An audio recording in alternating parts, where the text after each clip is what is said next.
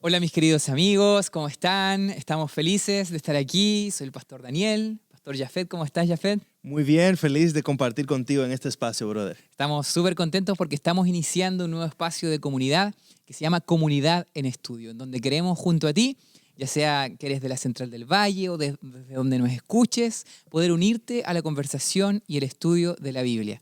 Estamos allí en pantalla, va a salir el estudio en el cual nos estamos basando. Es un estudio donde cada día puedes reflexionar, puedes abrir tu Biblia y aquí poder semana a semana poder compartir con nosotros las reflexiones y poder unirnos a este diálogo. ¿Cómo has estado tú, Jafet? ¿Qué te pareció el estudio de esta semana? Muy interesante, muy interesante. Creo que podemos aprender muchas cosas prácticas de esta lección, porque la misión no se trata de teologías o palabras profundas, sino de vivir con Cristo todos los días y experimentarlo no solamente en tu propia vida, sino también al compartirlo con otras personas, cómo tratas a los demás, cómo te conectas con los demás. Entonces, creo que es un poco de lo que vamos a hablar en esta hora. Así es, me gusta mucho el concepto de vivir la misión y para los que, bueno, nos están acompañando ya, se están uniendo a estos videos, estamos estudiando todo el contexto es sobre misión, lo que tú acabas de decir. Así es. Y a mí me gusta porque misión no tiene que ver con una actividad específica o un programa específico o algo que hago simplemente un día a la semana, sino tiene que ver con un estilo de vida, ¿no? Y mira, yo te quiero preguntar, tus abuelos, tus papás, ¿tenían familia grande o no? ¿O ustedes eran más bien de familia pequeña? Familia grandísima, ¿Grandísima? brother. ¿Cuántos primos? ¿Cuántos? No, mira, de mi madre creo que tengo como unos 12, 15 tíos. Y de allí, primos, Multitud. muchos. Entonces, de parte de mi mamá, la familia es grande. De parte de papi, la familia es pequeña, pero nosotros somos 7 hermanos. También, así que también son familia somos grande. familia más o menos grande. Se siente bien Sí. ser de una familia ¿Se grande. juntaban a veces o no todos? En algunos momentos, Sí, ocasiones especiales. claro. ¿Cómo era eso? ¿Dónde se juntaban ahí entre tanta gente? En la casa de abuela. Casa de la abuela. Nos reuníamos en la casa de abuela para celebrar su cumpleaños o reuniones familiares especiales y se pasaba muy bien. Todavía tengo fotos de esos recuerdos de mi abuela sentada en el medio con todos los Toda la primos, familia. unos 70, 80 primos. Oye, mira, yo al revés que tú, la familia de mi papá, ¿no? Es la grande. Ellos son 9 hermanos, Wow. entonces igual un montón de primos, la familia de mi mamá es un poquito más chica. Pero yo, ¿por qué te pregunto esto? Porque al pensar yo en mis abuelos, especialmente paternos, y los tuyos de parte de mamá, que son los numerosos, ¿no? Yo me acuerdo de estos momentos cuando se abrían las puertas de la casa de mi abuela y llegaba gente, y no solamente familia. Mi abuela fue muy hospitalaria con todos, ¿no? ¿Y qué es lo que vamos a hablar ahora en este momento? Yo que te pregunto a ti, Jafet, porque el primer principio que vamos a estudiar un poco ahora es sobre la hospitalidad. ¿Te consideras alguien hospitalario o no? Yo creo que sí, pero no al nivel de mis abuelos. Ah, ok. O de mis padres. Mira, mi abuela, y ya que estamos hablando de los abuelos, mi abuela siempre preparaba una olla de comida grande. Ella nunca supo cómo cocinar poquito. Ajá. Y siempre la excusa era, lo que pasa es que si viene un vecino, si viene un amigo, un familiar, siempre va a haber comida. Claro. Y cuando ibas a casa, ibas a encontrar una olla grande de arroz, Ajá. una olla grande con carne y todo lo demás. Y cuidado si la carne se había acabado y tú estabas empezando a comer. Ajá. Porque ya tú sabes que la carne tuya se le iban a dar a la persona que llegaba. Ese concepto de hospitalidad, de recibir, de compartir, de que no importa cómo tú llegaras a casa o quién llegara, siempre iba a haber un plato de comida, siempre iba a haber agua. No es que yo vengo de una familia de dinero, una familia pobrecita. Mis abuelos cocinaban ahí en el patio con carbón. Wow. Pero siempre con esa mentalidad de que aunque no tengamos mucho, aquí nadie va a pasar hambre. Aquí todo el mundo va a comer, aunque sea de a poquito, aunque sea un granito de arroz, todo el mundo va a comer algo. Donde hay puesto para 1 y puesto para 2, para 3, todos. para 4. Me acordé de una canción muy buena que se llama El Sancocho, de uno de mis cantantes favoritos ahí. Ustedes pueden escucharlo, Santiago Benavides. Me acordé porque después dice, donde hay puesto para 10, habrá para 15 y después para... Y bueno, ¿sabes qué? Pensando un poquito en esto, de hacer más grande la mesa, de abrir las puertas, creo que el estudio de esta semana nos deja muy en claro ese primer principio, ¿no? A través de la vida de Abraham. Vamos a estudiar un poquito lo que es la vida de Abraham, ¿no? Esta historia tan primitiva, tan antigua, pero que podemos extraer principios súper importantes para el día de hoy. ¿Sabes qué? Hay un evento que sucede ahí en la vida de Abraham, que está en Génesis 18, del 1 al 15, ¿no? Y ahí hay algunos elementos, porque para que ustedes hagan una idea, Abraham estaba allí, dice que estaba pasando calor afuera, en un desierto, y se acercan 3 extranjeros, ¿no? Y en ese contexto no era fácil las relaciones entre extranjeros, ¿no? Uno, en la época del antiguo Cercano Oriente, ahí de la Biblia, tú defendías tu tribu y el demás era visto más que nada como un enemigo. Pero aquí Abraham tiene una actitud muy interesante que es recibir, ¿no? No sé qué opinas tú de esa escena, ¿no? Que está ahí en Génesis 18. Un hombre que está desbordado y con ansias de servir. O sea, cuando tú lees la historia, tú te das cuenta que Abraham no solamente lo está haciendo con cumplido, sino que su corazón está comprometido con el servicio de aquellos que estaban llegando. Sí. Mira, no solamente los recibe, sino que dice, mátenme por favor este animal, vamos a preparar comida. Él mismo, teniendo muchos siervos, se dedica a lavarle los pies a este hombre. Dice, permite que traiga un poco de agua para que laven los pies. Los pone allí debajo de una sombra y comienzan a tener este diálogo, este compartir. Lo que yo veo en Abraham no es solamente un cumplido, sino un corazón dedicado a servir a los demás. Sí. Y yo creo que ahí empieza la hospitalidad. Cuando yo veo a mi abuela, cuando veo a mis familiares que se dedican por servir al extranjero o servir al que llega a la casa, no solamente lo hacen por un cumplido, sino que hay un corazón que desea entregar lo mejor a otra persona. ¿Sabes? Porque eso de cumplido, yo creo que me gusta mucho pensar en cómo vivir esto, ¿no? Y observar cómo estos héroes de la fe nos pueden enseñar muchísimo.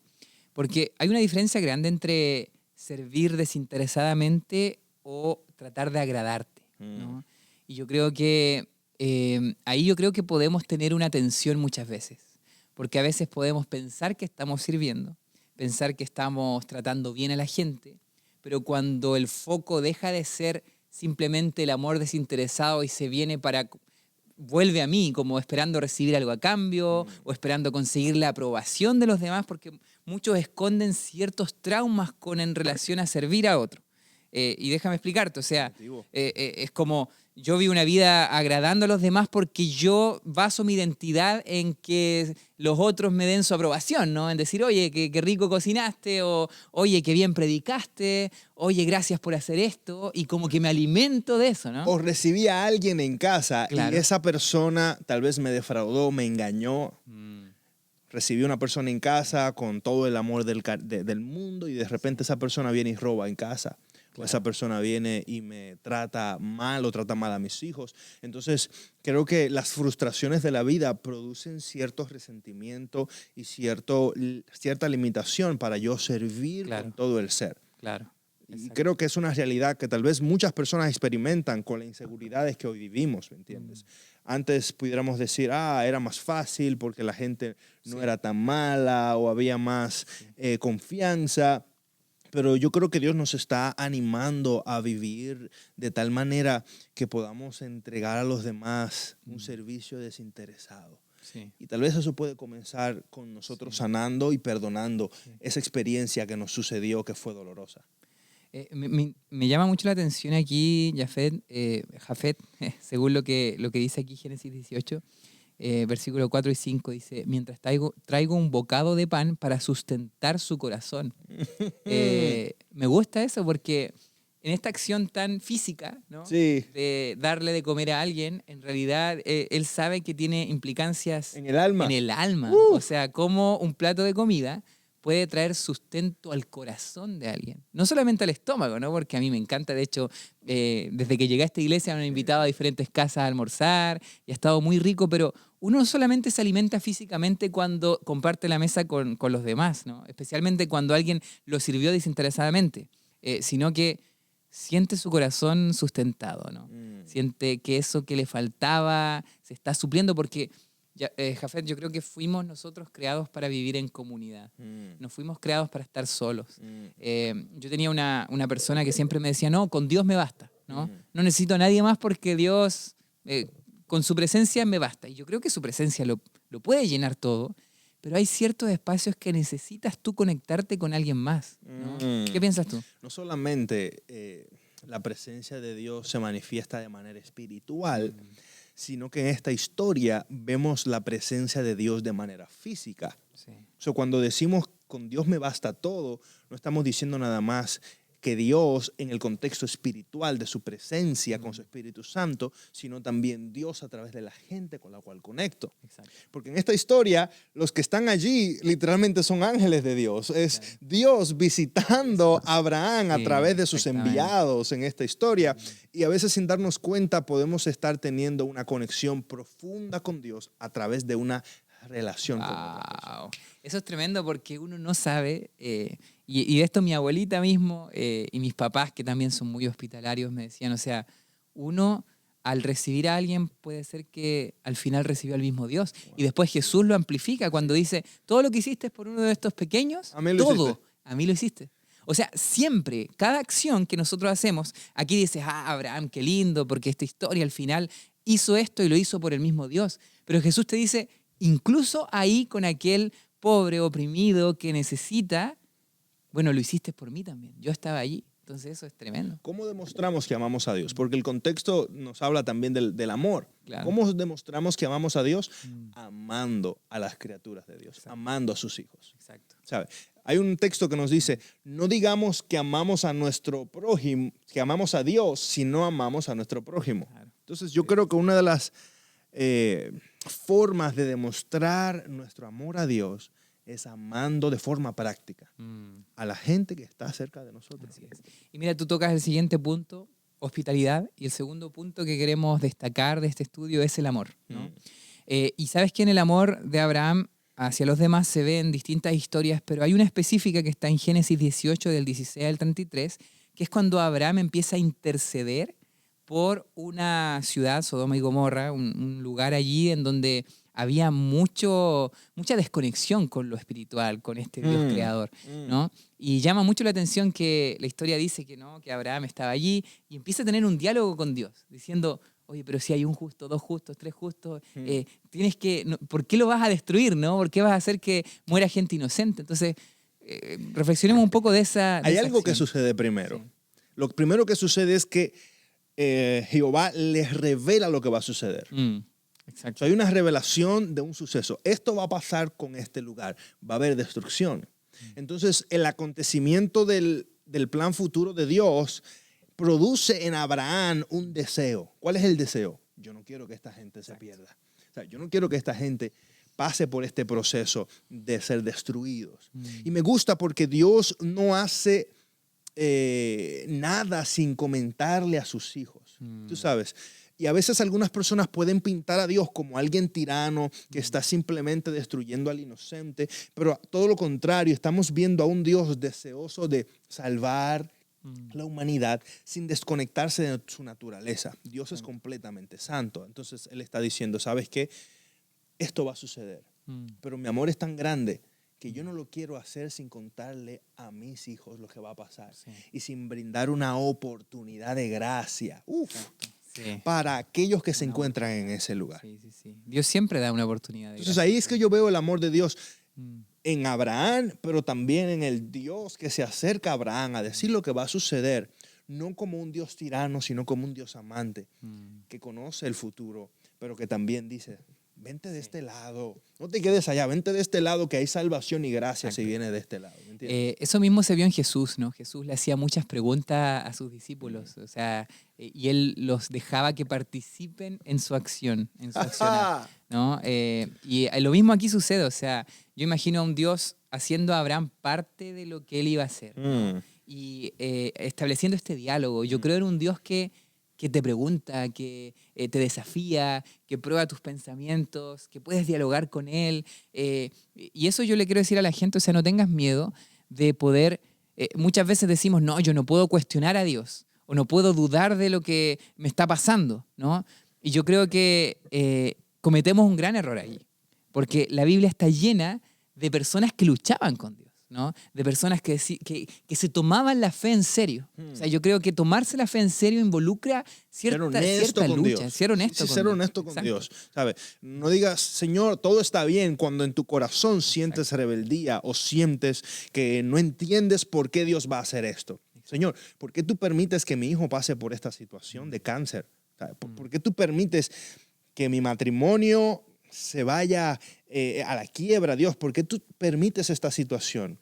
Y entrar en ese diálogo honesto con Dios va a producir varias cosas. Primero, que encontremos en Dios esperanza, no en nadie más. Sí. Que encontremos en Dios esperanza, número uno. Y número dos, que encontremos en Dios consuelo. Esperanza, porque lo que yo no entiendo, Dios lo puede usar para bien. Consuelo, porque me dolió. Y Dios quiere decirme, no estás solo en esto. Exacto. Entonces, ahí vemos a un Dios que se acerca a Abraham y que le dice, ¿sabes qué va a pasar esto? Y Abraham, ¿por qué Abraham se lo toma en serio?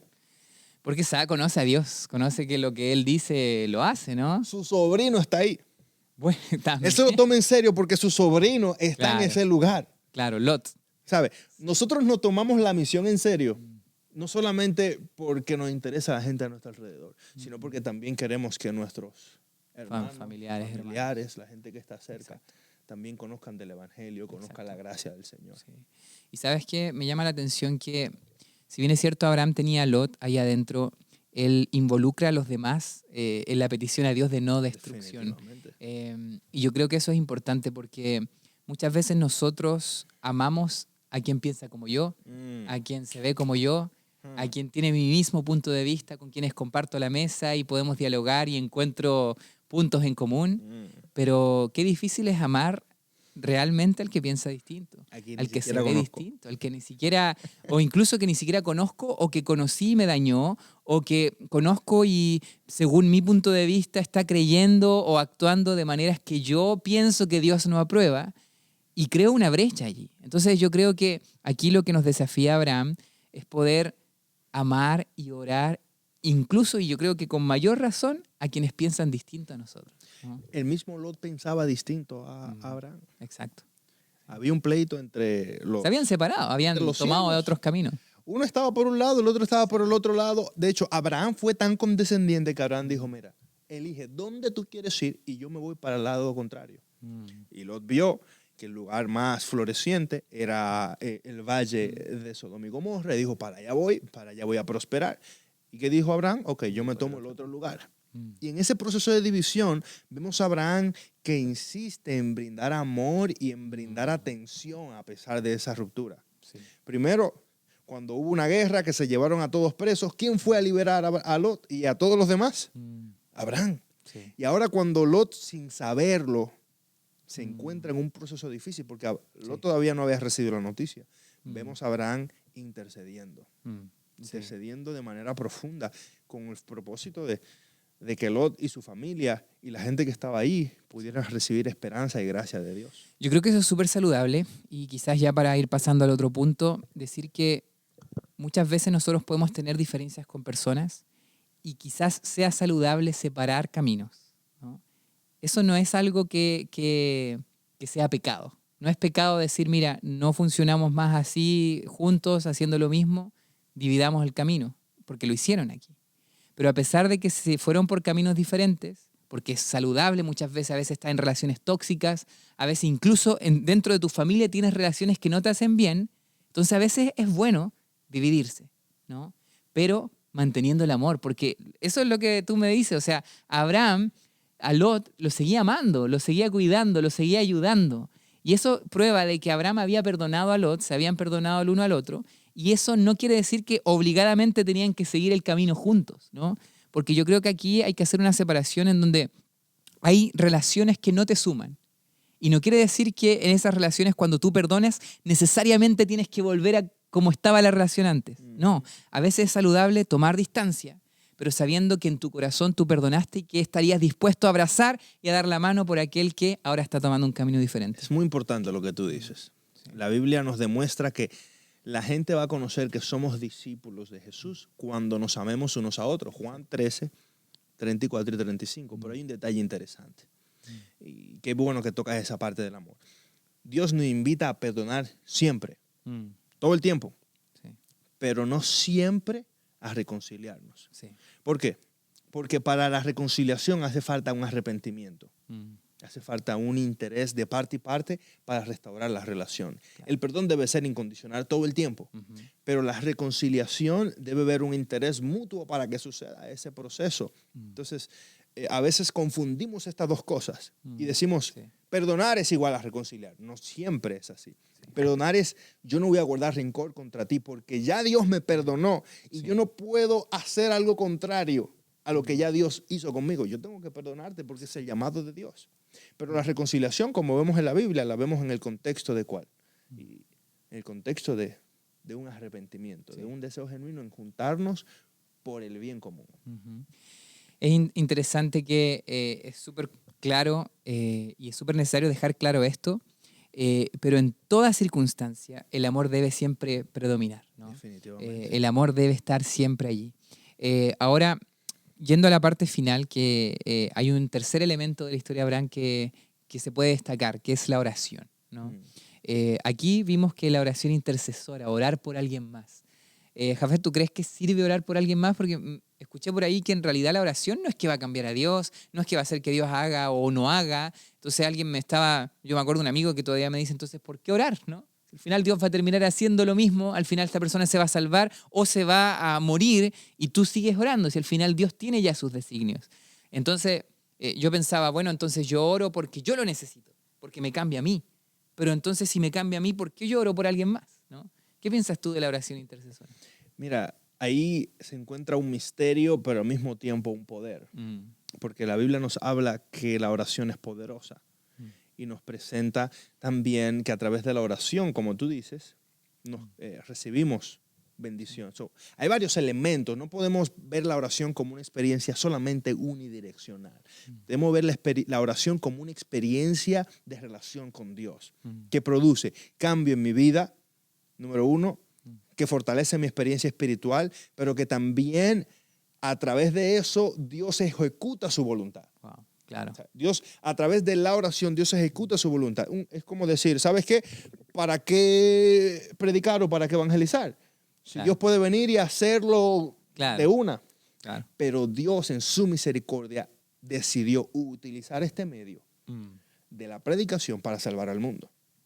exacto. Y yo creo que Dios quiere involucrar a la humanidad en sus propósitos y en sus planes. Yo veo la oración intercesora como Dios haciendo un partnership con nosotros. Vamos a unirnos, vamos a ponernos de acuerdo para salvar a este. Wow. Vamos a ponernos de acuerdo para hacer una obra poderosa. Entonces, por eso vemos que en la oración Dios hace que descienda fuego del cielo, con la historia de Elías. En la oración Dios sana al enfermo. En la oración Dios permite que las cadenas sean rotas. Dios lo pudo haber hecho sin la oración. Sí. Pero fue la oración el medio que Dios decidió usar para que todas esas cosas sucedieran. Wow. Tremendo, ¿ah?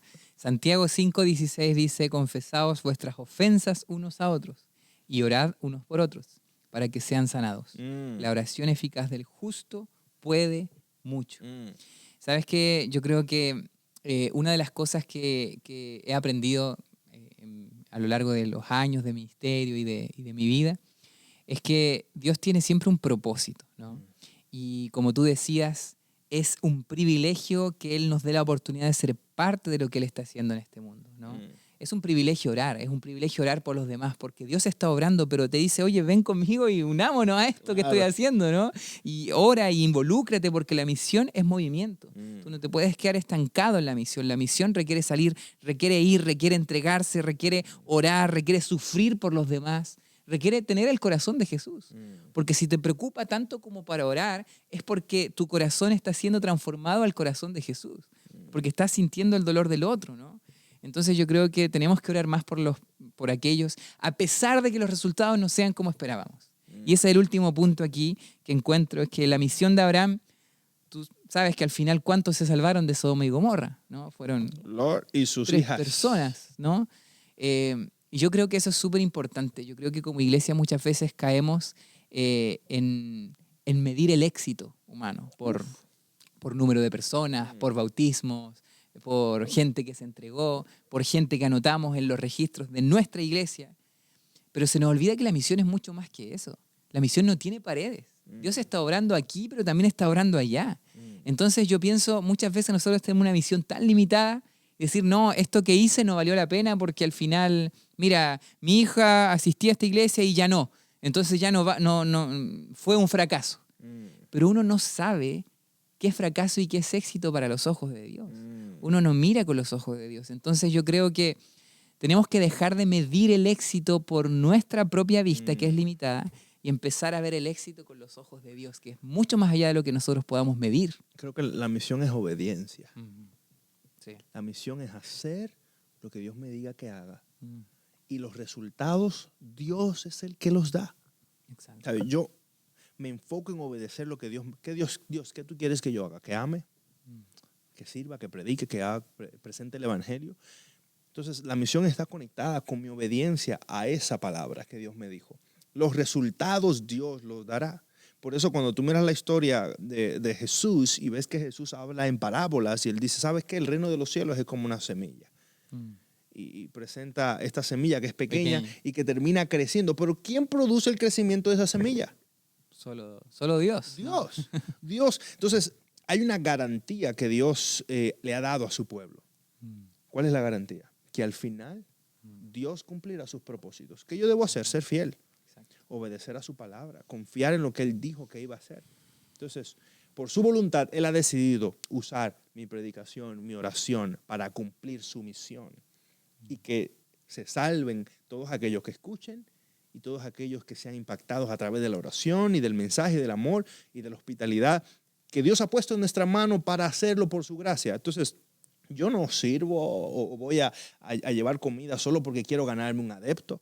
Yo no voy a ayudar a alguien solo porque tengo un interés de llevarlo a mi iglesia solamente para que decir me gané a alguien. Entonces, Dios quiere llevarnos a un nivel más profundo. ¿Cuál es el nivel? Amarnos porque sí. Exactamente. O sea, yo te amo porque sí, no porque tengo una agenda oculta. Yo te sirvo porque sí, porque está en mí. ¿Sabe? Abraham no estaba sirviendo a estas personas porque sí, sin saberlo. Había un propósito eterno de Dios detrás de eso. Entonces, Dios quiere llevarnos a ese nivel más profundo de servir, de amar y de entregarnos simplemente por ser fieles a Dios. Porque amar no es una opción que Dios te dice, mira, te sugiero que ames. No. Ay. Él dice, un mandamiento nuevo les doy. Un mandamiento. Dice que se amen unos a otros. Que se amen así como yo los he amado. Me encanta esto porque, ¿sabes qué? Uno de los textos más conocidos de Jesús es ama al prójimo. ¿Y sabes qué le dice Jesús? Como a ti mismo, ¿no?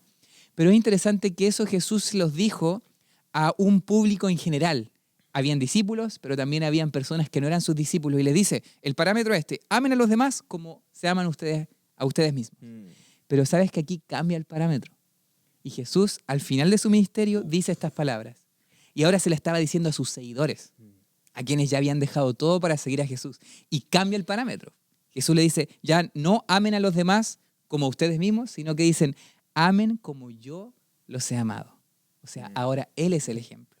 Ahora el parámetro no es cómo te amas a ti mismo, sino como yo los he amado. Jesús es el ejemplo. Wow. Y yo creo que eso es tan elevado que solo puede ser producido por la presencia del Espíritu en nosotros. Así que, queridos amigos, vamos a orar por esto. ¿Te parece, Jafet, que podamos orar por todos los que nos están siguiendo aquí? También, si quieres continuar el diálogo de esta comunidad en estudio, hazlo ahí en tu casa, en la iglesia también, o con los tuyos, para poder seguir tocando estos temas que son tan importantes. Así que nos vemos en una próxima edición y te vamos a dejar con una oración. Vamos a orar. Padre, te agradecemos porque eres bueno. Y a través de tu palabra somos inspirados a seguirte y a cumplir la misión. Tal vez hay alguien, Señor, que está escuchando que ha sido herido por la vida o está experimentando sufrimiento o por alguna razón ser hospitalario y amar como tú y orar como tú nos pides que oremos se hace difícil por las propias heridas y los quebrantos de la vida. Así que yo te pido en esta hora que traigas sanidad, traigas restauración, Señor, y transformes en nosotros lo que quieres tú transformar. Amén. Y que nos enseñes a amar, a ser hospitalarios y a interceder como tú deseas que lo hagamos. Amén. Porque por nuestras propias fuerzas no podemos, pero tú has prometido que lo que has iniciado en nosotros lo vas a terminar. Amén. En eso confiamos, en el nombre de Jesús. Amén. Amén. vemos. Bye.